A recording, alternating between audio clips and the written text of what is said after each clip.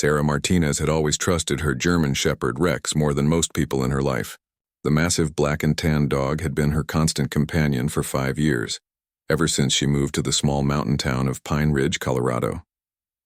Rex was smart, loyal, and had an uncanny ability to sense things that others couldn't. That's why when he started acting strange on that crisp October morning, Sarah knew something was different. It began with the whining. Rex stood by the kitchen window, his ears perked forward, making soft whimpering sounds that Sarah had never heard before. She looked outside but saw nothing unusual, just the dense forest that bordered her property, the same trees that had stood there for decades. The autumn leaves painted the mountainside in brilliant reds and golds, creating a postcard-perfect scene that had drawn her to this remote area in the first place. "What is it, boy?" Sarah asked, walking over to scratch behind his ears. Rex looked up at her with those intelligent brown eyes, then back toward the woods. He paced to the back door and sat, his tail wagging slightly but his body tense with anticipation. Sarah had moved to Pine Ridge after her divorce, seeking peace and solitude to rebuild her life. She worked as a freelance graphic designer, which allowed her to live anywhere with a good internet connection. The small cabin she'd purchased came with 20 acres of wooded land, providing the perfect sanctuary for healing. The nearest neighbor was half a mile away, and the town center was a 15-minute drive down winding mountain roads. Rex had been her protection and companionship during those lonely first months. He'd arrived at the local animal shelter just days after Sarah moved to town, a young dog found wandering the highways with no identification. The shelter workers said he was probably abandoned by tourists passing through. Sarah took one look at his intelligent face and knew they belonged together. Now, watching Rex's unusual behavior, Sarah felt a flutter of unease. The dog had never acted like this before. He kept looking toward the forest, then back at her as if trying to communicate something urgent. His whole body language screamed that he needed to investigate whatever was calling to him out there. Sarah had planned to spend the morning working on a new client's logo design, but Rex's persistence made concentration impossible. Every few minutes he would return to the window or the door, whining softly and looking at her with pleading eyes. She tried to distract him with his favorite tennis ball, but he showed no interest. Even the promise of treats couldn't break his focus on the mysterious pull from the woods. By noon, Sarah gave up on work entirely. She'd lived in Pine Ridge long enough to know that the forest could be dangerous. There were bears, mountain lions, and steep ravines hidden by thick undergrowth. She'd always been careful to keep Rex close when they went on their regular hiking trails, but today felt different. Rex wasn't showing fear or aggression. He seemed drawn to something specific, something that called to him with an urgency she'd never witnessed. The afternoon sun filtered through the cabin windows as Sarah watched Rex pace from room to room, always returning to look toward the woods. His behavior reminded her of stories she'd heard about dogs who could sense earthquakes or storms before they happened. But the weather was clear, and there had been no geological activity reported in the area. Sarah's elderly neighbor, Mrs. Henderson, had mentioned once that dogs sometimes picked up on things humans couldn't understand. She'd lived in Pine Ridge for 40 years and had seen plenty of strange animal behavior over the decades. "Animals know things," she'd said while sharing coffee on Sarah's porch one morning. "They feel the history in the land, the stories the earth remembers." At the time, Sarah had dismissed it as mountain folklore. But watching Rex now, she wondered if there might be truth to the old woman's words. The dog's behavior was too persistent, too focused to be random. Something in those woods was calling to him, and his instincts were screaming that it was important. As evening approached, Rex's restlessness only intensified. He barely touched his dinner, instead spending the time staring out the window as shadows began to lengthen across the forest floor. Sarah found herself drawn to watch with him, trying to see whatever he sensed out there. The trees stood silent and still, revealing nothing to her human eyes. That night, Sarah lay in bed listening to Rex pace the hallway. Usually he slept peacefully on his bed beside hers, but tonight he seemed unable to settle. She could hear his nails clicking on the hardwood floor as he moved from window to window, maintaining his vigil over the mysterious woods. Sleep came fitfully, filled with strange dreams of ancient forests and hidden secrets. Sarah woke several times to find Rex sitting by the bedroom window, silhouetted against the moonlight, still watching and waiting. Each time she called to him softly, he would come to her bedside for a brief moment before returning to his post. By morning, Sarah had made her decision. Rex's behavior couldn't be ignored any longer. Whatever was out there in the woods, whatever was calling to him with such persistence, needed to be investigated. She'd lived in Pine Ridge long enough to trust the mountain's rhythms and respect the instincts that kept people safe in the wilderness. She prepared carefully, packing water, snacks, a first aid kit, and her cell phone, though she knew reception would be spotty once they got deeper into the forest. She dressed in sturdy hiking boots and layers that could be adjusted as the day warmed up. Rex watched her preparations with intense interest, his tail wagging for the first time since the strange behavior began. As Sarah clipped Rex's leash to his collar, she felt a mixture of anticipation and nervousness. The dog's excitement was palpable. He knew they were finally going to follow whatever invisible trail had been calling to him.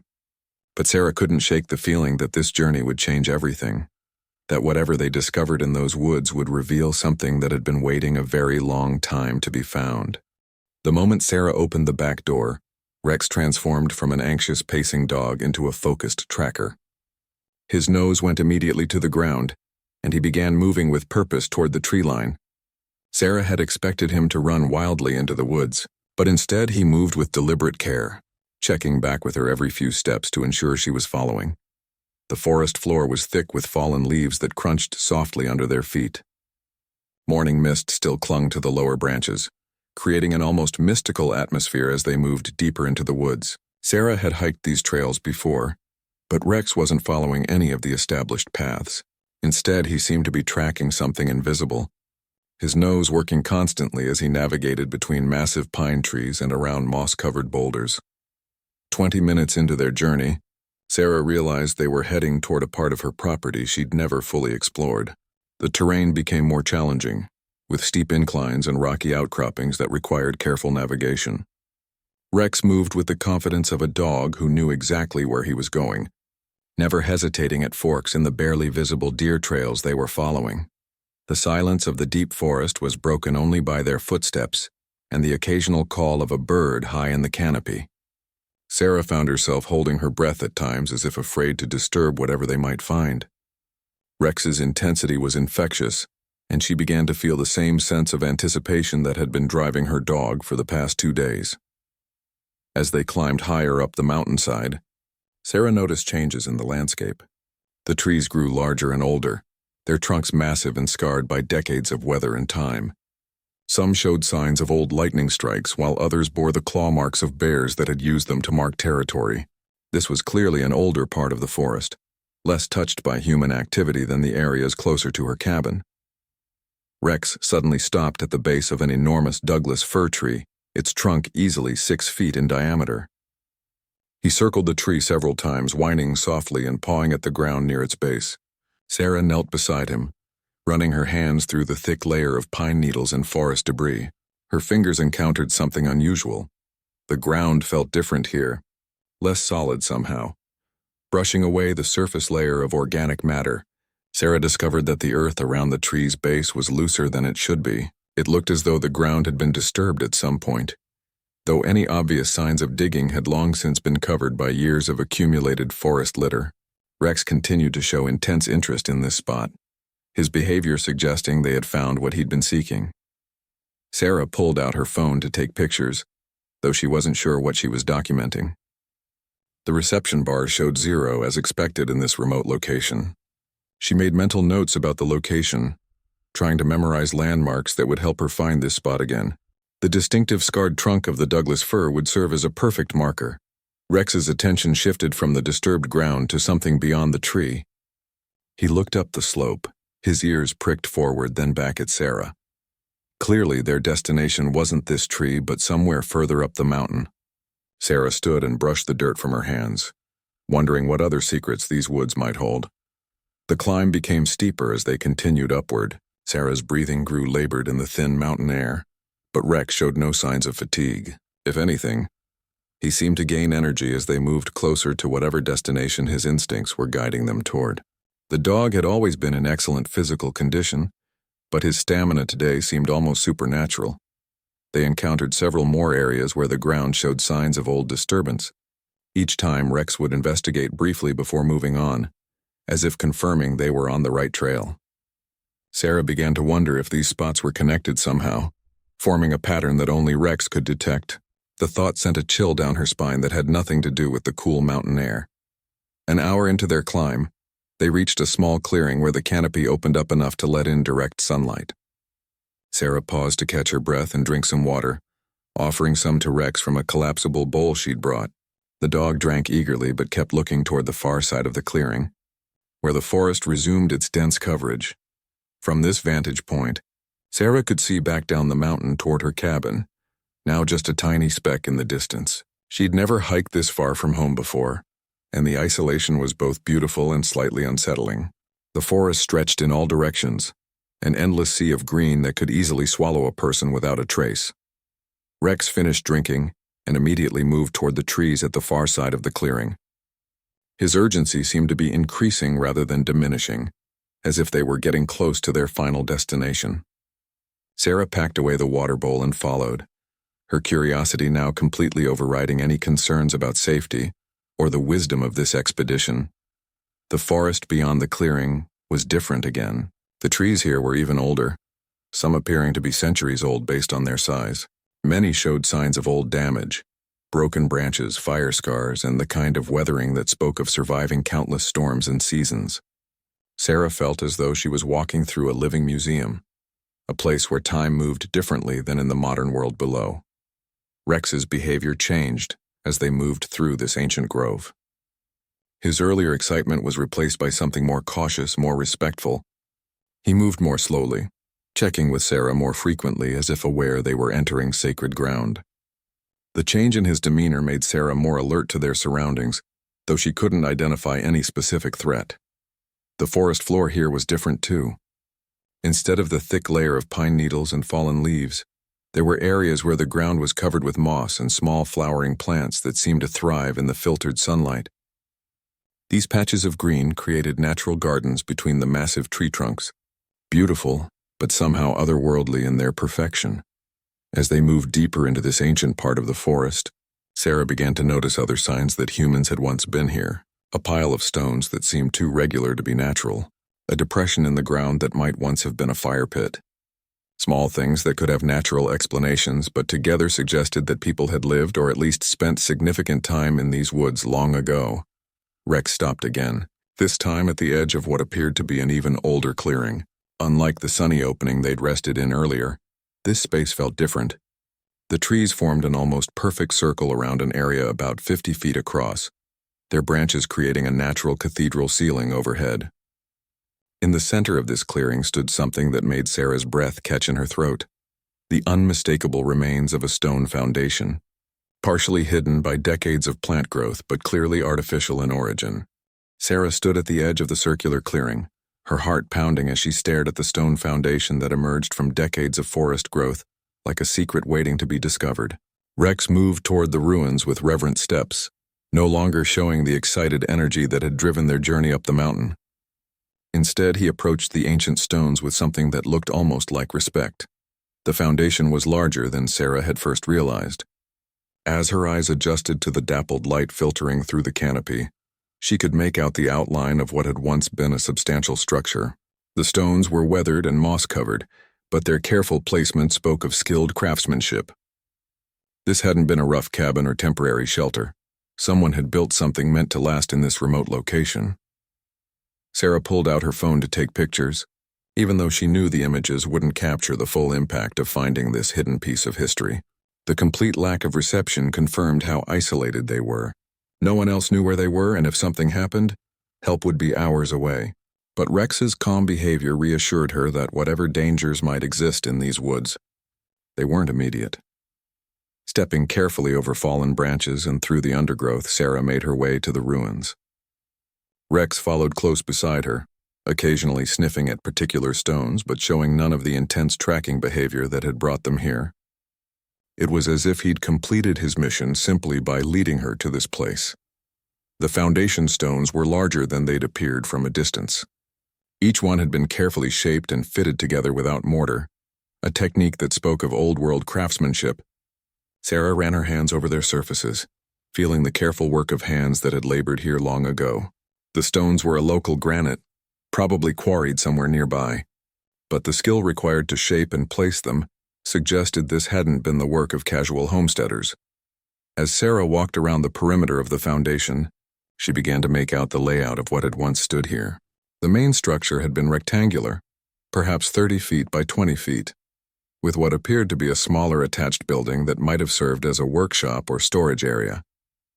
Stone-lined depressions marked where a hearth and chimney had once stood, and Sarah could trace the outline of what had probably been a root cellar dug into the hillside.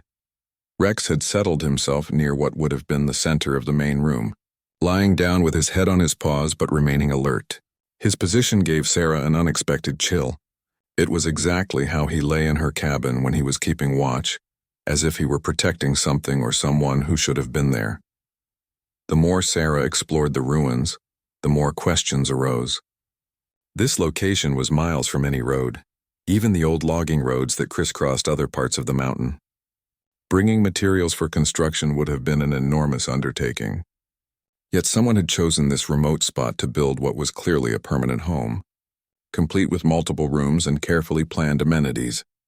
She discovered what appeared to be the remains of a stone-lined well near the back of the property. The opening was partially filled with debris and soil, but the circular stone wall was still visible.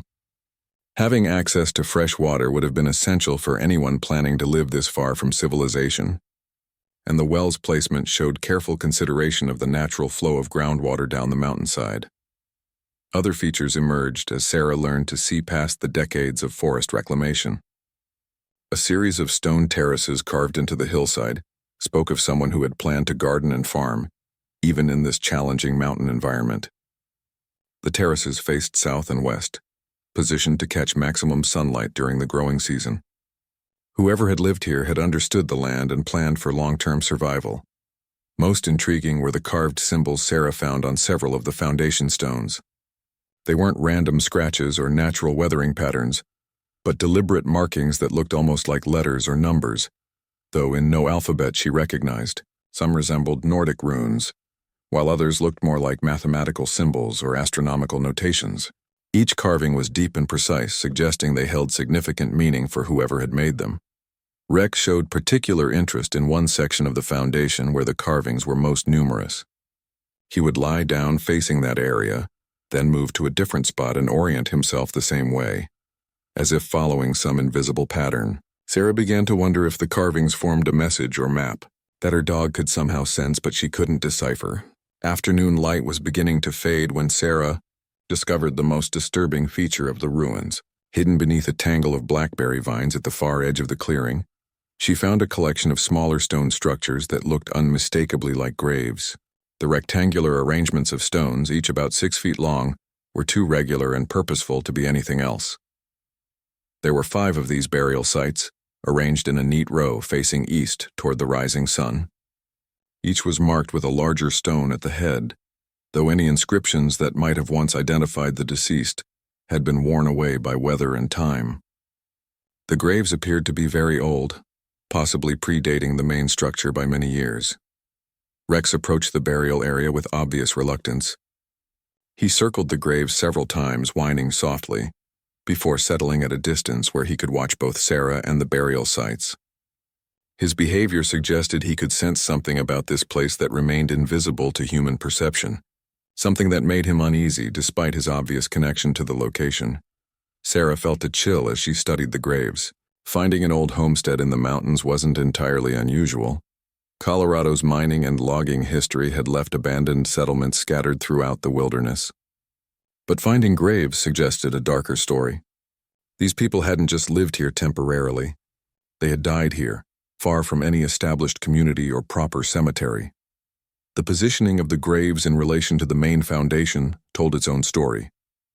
The burials were clearly older, and the house had been built in careful consideration of their location. Whoever had constructed the dwelling had wanted to be near these graves, to watch over them or honor them in some way. This wasn't a coincidence of location, but a deliberate choice that spoke of deep connections between the living and the dead. As shadows began to lengthen across the clearing, Sarah realized they needed to start the long hike back to the cabin soon. The mountain trails would be treacherous in darkness, and she hadn't brought equipment for an overnight stay. But leaving felt wrong somehow. as if she were abandoning a mystery that had waited decades to be solved. Rex seemed to understand their need to leave. He rose from his position near the graves and moved to Sarah's side, pressing against her leg in a gesture that was both protective and comforting.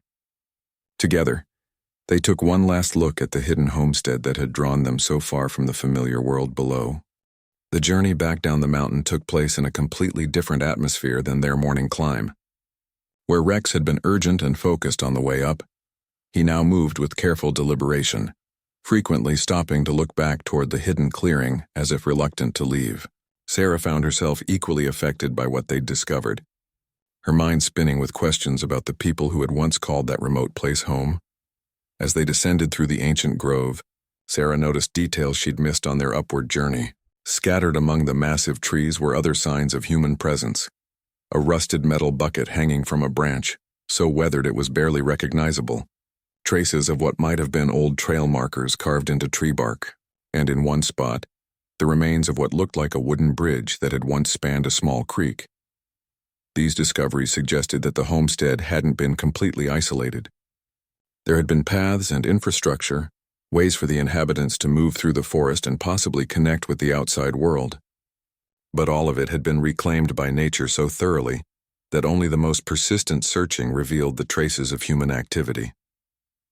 Rex led them down a slightly different route than they'd taken up, following what appeared to be an old trail that switchbacked down the mountainside in a more gradual descent. Sarah realized that her dog had somehow known about this easier path all along, but had chosen the more direct route for their initial journey, driven by whatever urgency had compelled him to reach the ruins as quickly as possible. The old trail was barely visible, more a sense of easier passage through the forest than an actual path, but it showed signs of careful construction. Rocks placed to create natural steps in steep sections, drainage channels carved to prevent erosion, and trees that had been selectively cleared to create a corridor through the dense woods. Someone had spent considerable time and effort creating this route between the hidden homestead and the lower forest. As they walked, Sarah found herself thinking about the graves they'd discovered. 5 people buried in that remote location, their stories lost to time and weather. Had they been a family? Early settlers who had chosen isolation over the safety of established communities? Or had they died under more mysterious circumstances that required burial far from prying eyes? The carved symbols on the foundation stones bothered her most of all. They suggested knowledge and education, people who understood mathematics, astronomy, or possibly religious symbolism. These hadn't been simple homesteaders trying to scratch out a living in the wilderness. The precision of the construction, the careful planning of the settlement, and the mysterious markings all pointed to people with specific knowledge and possibly specific reasons for choosing such extreme isolation. Rex's behavior continued to puzzle her as well. The dog had shown no signs of recognizing the route during their morning hike, yet he'd navigated to the ruins with the confidence of someone following a familiar path. His reaction to the graves had been particularly telling, respectful but uneasy, as if he understood the significance of the burial sites in a way that purely instinctual animal behavior couldn't explain. By the time they reached the area where Sarah had first noticed the disturbed ground around the large Douglas fir, the afternoon was fading toward evening. Rex stopped again at the base of the tree, sniffing around the loose soil with renewed interest. But now Sarah looked at the location with different eyes, informed by what they discovered higher up the mountain. The disturbed earth around the tree's base took on new significance in light of the ancient trail they'd just descended. This spot was positioned exactly where someone traveling between the ruins and the lower forest would need to rest or possibly cache supplies. The large tree would have served as a perfect landmark, visible from a considerable distance and unmistakable among the smaller trees surrounding it. Sarah knelt and began more carefully examining the area around the tree. Her earlier casual brushing away of forest debris had revealed loose soil, but now she noticed other details. The tree's massive root system had been carefully worked around, suggesting that whatever had been buried here had been placed with respect for the living tree. This wasn't random dumping or casual burial, but deliberate placement that considered the natural ecosystem. Rex watched her investigation with interest but without the intense urgency he'd shown that morning. It was as if bringing her to the ruins had satisfied his primary objective, and everything else was secondary. Sarah wondered if the dog somehow understood that the tree marked another piece of the puzzle, but not the central mystery that had drawn them into the forest. The light was fading rapidly by the time they reached the edge of Sarah's property near her cabin. The familiar sight of her home, with its solar panels glinting in the last rays of sunlight and smoke rising from the chimney where she'd left a fire banked in the wood stove, seemed almost surreal after their journey into the hidden past of the mountain. Rex immediately went to his water bowl and drank deeply, then settled on his favorite spot on the porch with a contented sigh.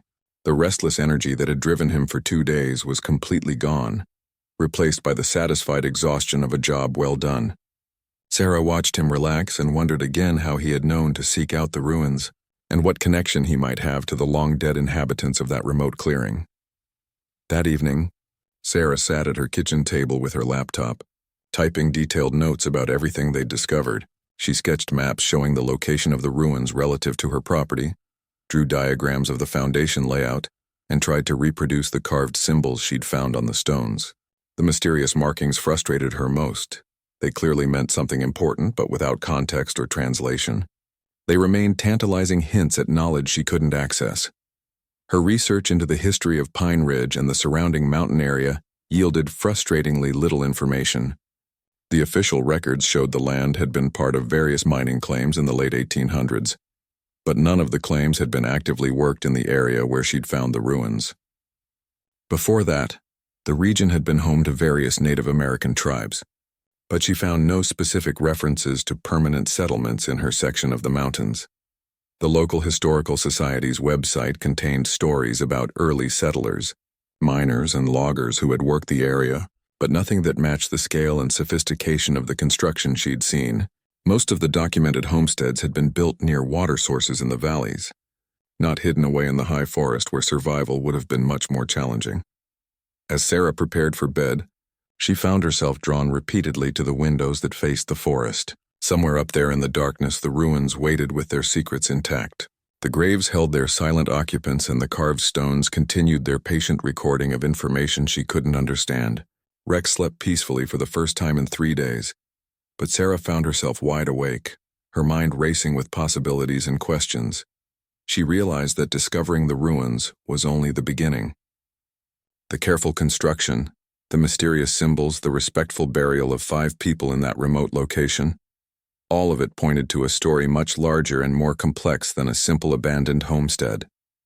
Someone had gone to extraordinary lengths to live in that hidden clearing, and they had possessed knowledge or resources that set them apart from typical frontier settlers. The connection Rex had felt to the place suggested the story might not be entirely in the past. Something about those ruins continued to resonate in the present, calling to those sensitive enough to hear it across the decades that had passed since the last inhabitants had walked those mountain trails. Sarah woke the next morning with a determination that surprised her.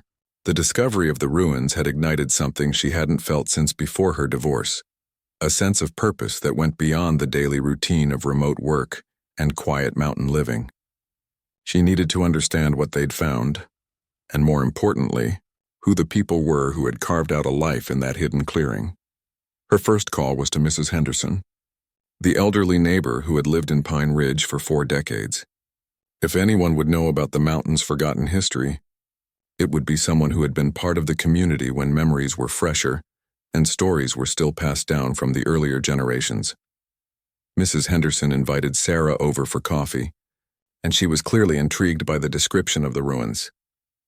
The older woman listened carefully as Sarah described the stone foundation, the graves, and the mysterious carved symbols, occasionally asking for clarification about specific details or locations. "You know," Mrs. Henderson said slowly, setting down her coffee cup, "my late husband used to tell stories about the German family. His grandfather had mentioned them a few times when Tom was young. Said there were Germans who came to these mountains long before most of the other settlers, back in the 1880s or maybe even earlier." Sarah felt her pulse quicken. Germans? Did he say why they came here? Mrs. Henderson shook her head. Not really. Just that they were different from the other folks who came through. They weren't miners or loggers. They seemed to have money and education, but they wanted to live way up in the mountains where nobody would bother them. Tom's grandfather said they kept to themselves and didn't come to town very often. This information aligned perfectly with what Sarah had observed at the ruins. The quality of construction, the careful planning, and the sophisticated stonework all suggested people with resources and knowledge beyond typical frontier settlers. But it raised new questions about why educated, well-funded Germans would choose such extreme isolation in the Colorado mountains. Mrs. Henderson continued, "There were rumors, of course. Some folks thought they might be running from something back in Germany. Others said they were scientists or scholars studying something in the mountains. Tom's grandfather always said they seemed to know things about the weather and the seasons that even the old-timers didn't understand." Sarah thought about the astronomical symbols she'd seen carved into the foundation stones. "Did your husband ever mention anything about what happened to them?" Why they disappeared. The older woman's expression grew troubled. "That's the strange part. According to the stories, they didn't exactly disappear. One winter, maybe 1889 or 1890, nobody saw them come to town for supplies. When spring came and they still hadn't appeared, some of the men went up to check on them. They found the house burned down and no sign of the family." Sarah felt a chill. All of them were gone? That's what the story said. But here's the peculiar thing. The men who went up there said it looked like the house had been deliberately burned, not like an accident. And they found graves that appeared to be fresh, but no way to know who was buried there or what had happened. This new information cast the discovery in an entirely different light. The graves Sarah had found might not represent natural deaths from the hardships of mountain living, but something more sinister. The careful stone construction she'd admired might have been built by people who knew they needed to be prepared for danger. Mrs. Henderson leaned forward. "Tom's grandfather always believed something bad happened up there that winter. He said the men who went to check on the German family came back different, like they'd seen something that bothered them more than they wanted to admit." Sarah spent the rest of the morning at the county courthouse, searching through old records and land deeds. The official documentation was sparse, but she found references to a German immigrant named Klaus Zimmermann, who had purchased a large tract of mountain land in 1883. The deed listed him as representing a group of families, but gave no details about their backgrounds or intentions. More interesting was what she didn't find. There were no death certificates, no records of property transfer after 1890, and no documentation of any investigation into the disappearance of the Zimmermann group. It was as if the authorities had been content to let the matter fade from official memory.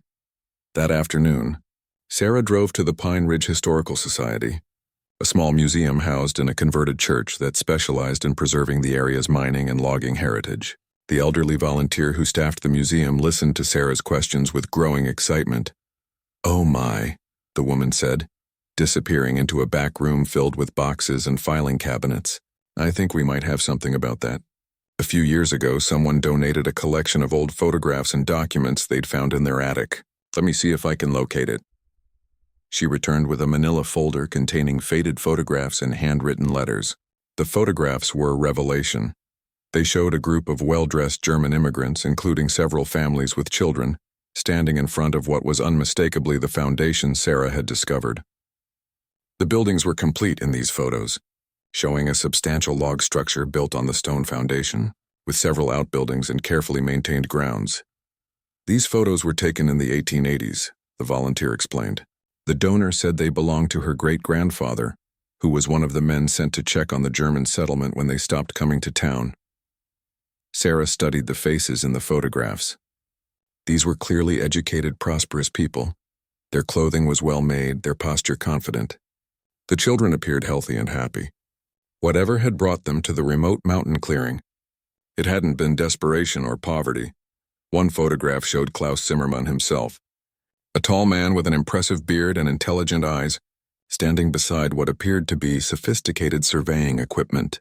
Another showed the women of the group, tending an extensive garden that had been carved into the mountain terraces Sarah had discovered. The most intriguing photographs showed the interior of what must have been their main building. The walls were lined with books, scientific instruments, and charts that looked like star maps or astronomical calculations. This wasn't the home of simple farmers or miners, but of people engaged in serious scholarly work. The handwritten letters in the folder were more disturbing. They were correspondence between local officials and territorial authorities, discussing what to do about the German situation. The letters revealed that there had been suspicions about the group's activities, concerns about their isolationist behavior, and questions about their true reasons for settling in such a remote location. One letter, dated February 1890, was particularly chilling. It described the discovery of the burned settlement and mentioned evidence of violence that had been deemed best left uninvestigated for the peace of the community. The letter went on to say that the territorial government had decided to let the matter rest and advised local officials to discourage any further inquiry into the fate of the German families. Sarah photographed every document and returned home with her mind reeling. The official story was clearly incomplete, possibly deliberately so. The German settlers had been engaged in work sophisticated enough to require advanced instruments and extensive libraries. They had lived peacefully for several years, establishing themselves so successfully that they'd built permanent stone foundations and planned for long-term habitation. Yet something had gone wrong that final winter, something violent enough to result in multiple deaths and the complete destruction of their settlement, something that the authorities had decided was better left unexplored and forgotten. As Sarah sat in her cabin that evening, reviewing the photographs and documents, Rex came and settled beside her chair. The dog studied the images with what seemed like recognition, particularly the photographs showing the settlement in its complete state. His behavior over the past few days suddenly made more sense. Somehow he had been drawn to return to a place where his ancestors might have lived and worked alongside the German families more than a century ago. Sarah spent the next week obsessively researching everything she could find about Klaus Zimmermann and his group. Using online genealogy databases and German immigration records, she began to piece together a picture of who these people had been before they disappeared. Into the Colorado mountains, Klaus Zimmermann had been a professor of astronomy at the University of Heidelberg before emigrating to America in 1882. His companions included two other professors, a master craftsman who specialized in precision instruments, and several families who appeared to be connected to various German scientific institutions. These weren't refugees or fortune seekers, but educated professionals who had deliberately chosen to leave successful careers in Germany. The more Sarah learned, the more mysterious their motivations became. The 1880s had been a time of scientific revolution in Germany, with major advances in physics, astronomy, and engineering. Why would successful academics abandon that environment to build a settlement in the remote Colorado wilderness? Her research led her to obscure references in German scientific journals from the period. Several articles mentioned Zimmermann's work on atmospheric phenomena and electrical manifestations at altitude. One paper, published shortly before his emigration, discussed theories about the relationship between mountain elevations, magnetic fields, and unusual atmospheric conditions. Sarah's German was limited, but she managed to understand that Zimmermann believed high altitude, locations with specific geological characteristics, could serve as natural laboratories for studying atmospheric, electricity, and related phenomena.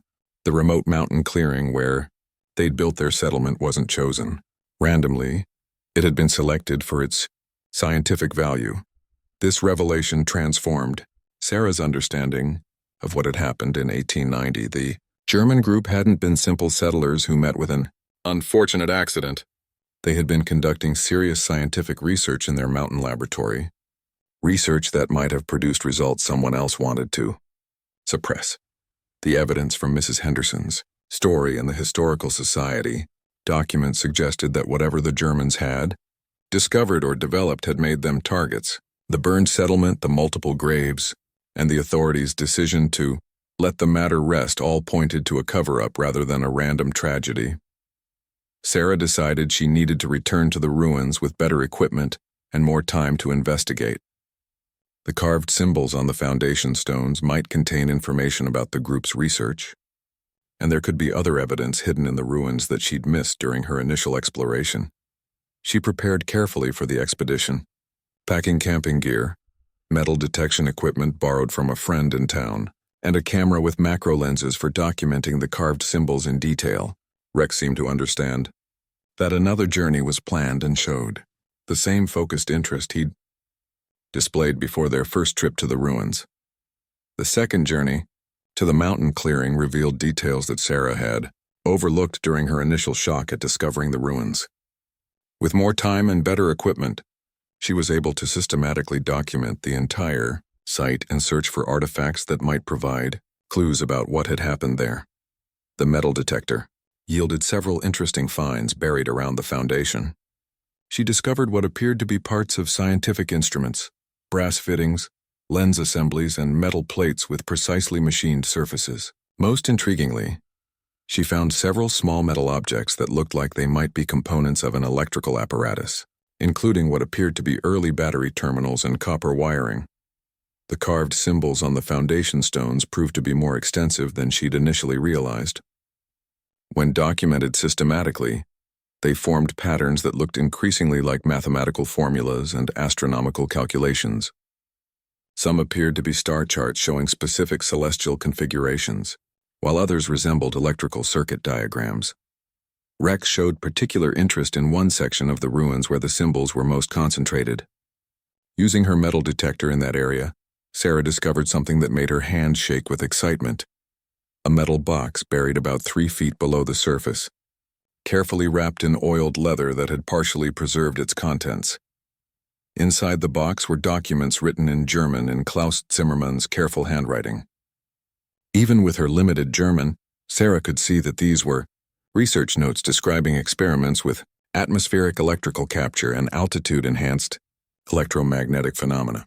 The papers included detailed drawings of apparatus designed to harness electrical energy from the atmosphere using the mountain's natural properties. More disturbing were the final entries in Zimmermann's journal.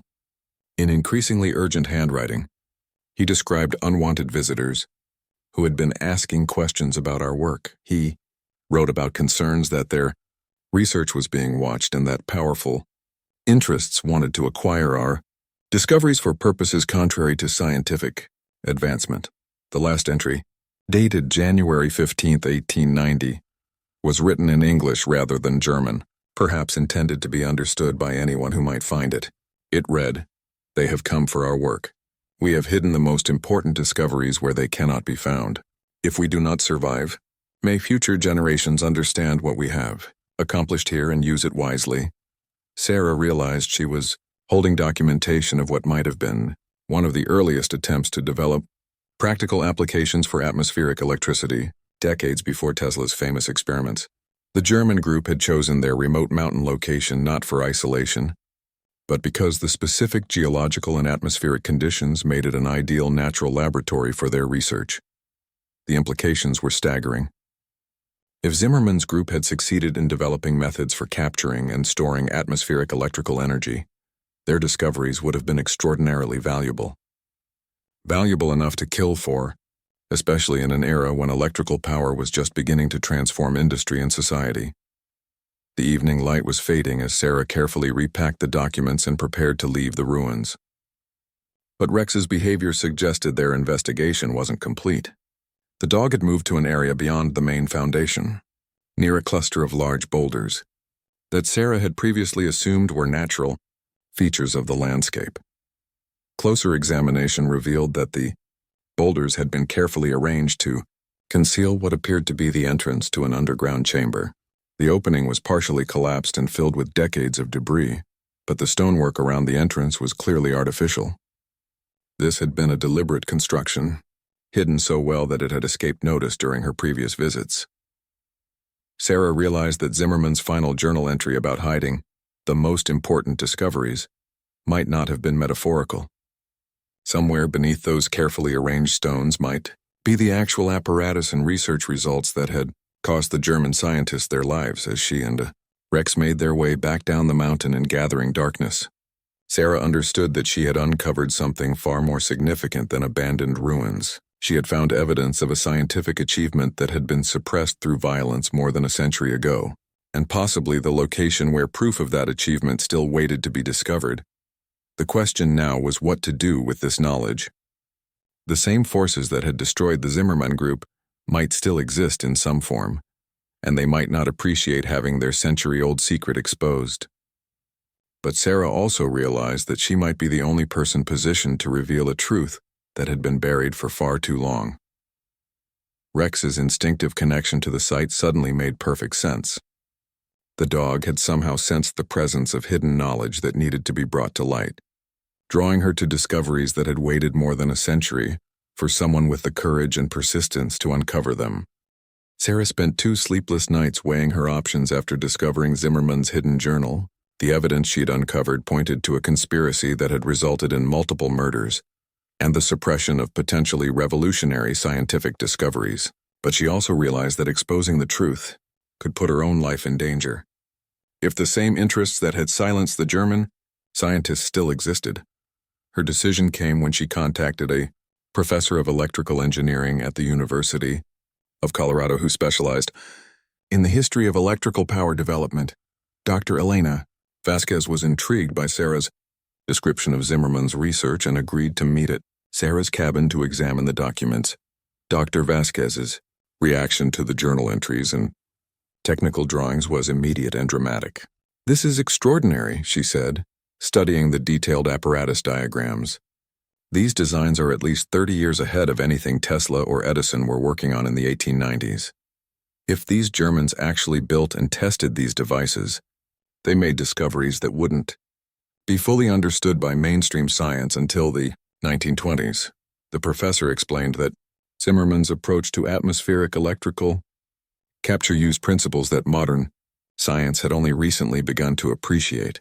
The combination of high-altitude, specific geological formations, and carefully designed collection apparatus could theoretically generate significant amounts of electrical power using natural atmospheric phenomena. The commercial applications would have been enormous," Dr. Vasquez continued. "This technology could have provided electrical power to remote locations decades before conventional power grids reached them. It would have transformed mining operations, industrial development, even military applications. No wonder someone wanted to suppress it." Sarah shared her discovery of the hidden underground chamber, and Dr. Vasquez immediately understood the significance. If any of their actual apparatus survived, it would be the most important archaeological find in the history of electrical engineering. "We need to excavate that site properly." The professor helped Sarah contact the appropriate academic and government authorities to organize a legitimate archaeological investigation. The process took several weeks, but eventually a team from the University of Colorado's archaeology department arrived in Pine Ridge with proper equipment and legal permissions to excavate the site.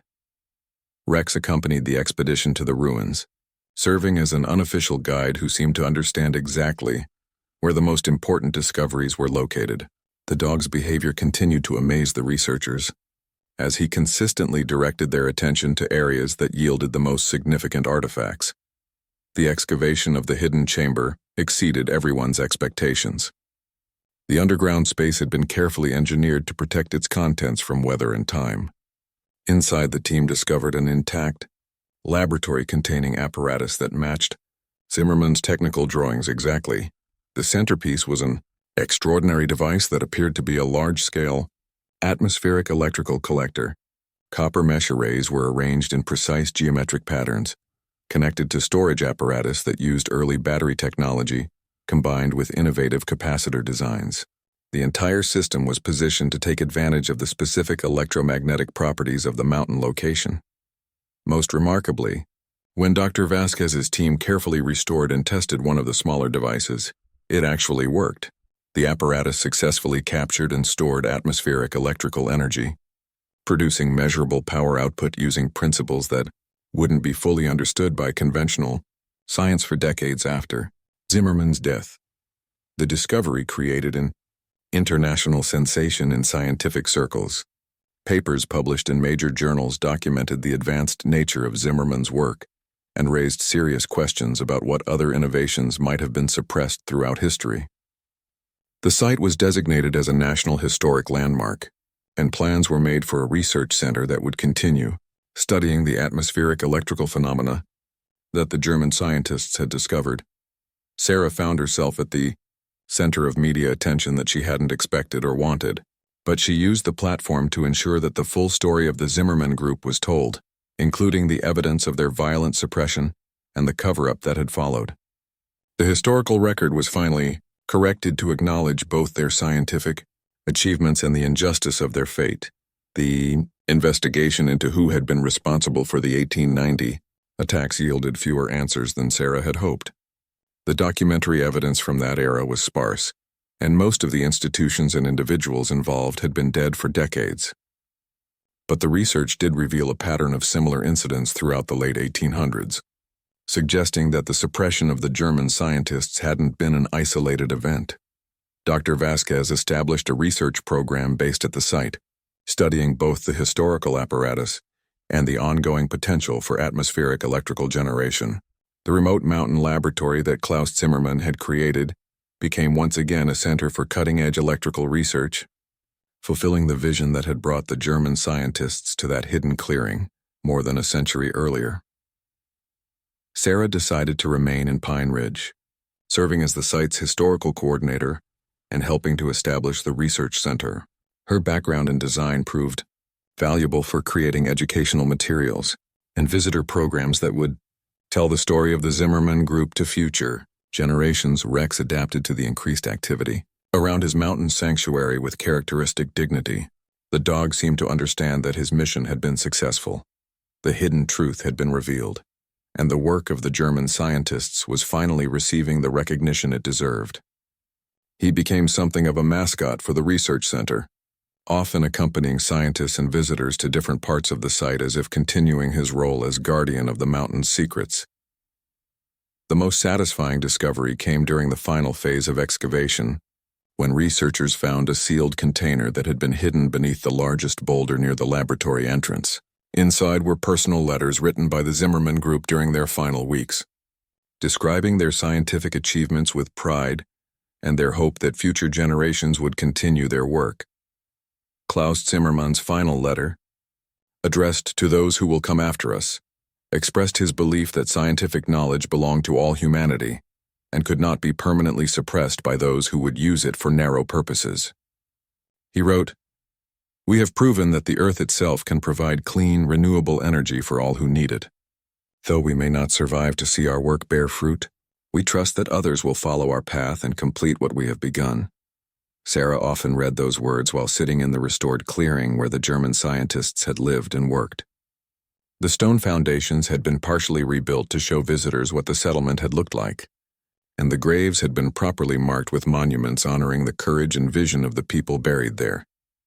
Rex would lie contentedly nearby during these visits, occasionally lifting his head to scan the forest as if still keeping watch over the place he had led Sarah to discover.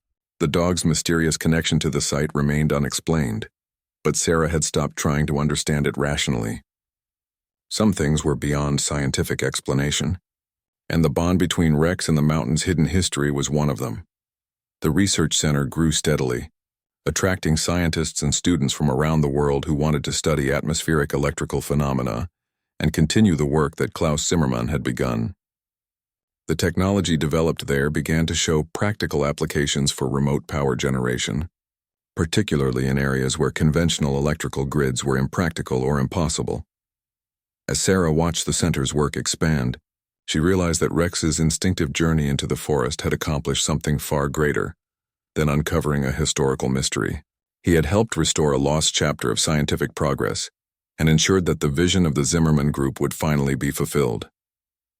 The truth that had been buried for more than a century was alive again, growing stronger with each new discovery, and each young scientist who came to study in the mountain laboratory where it all began.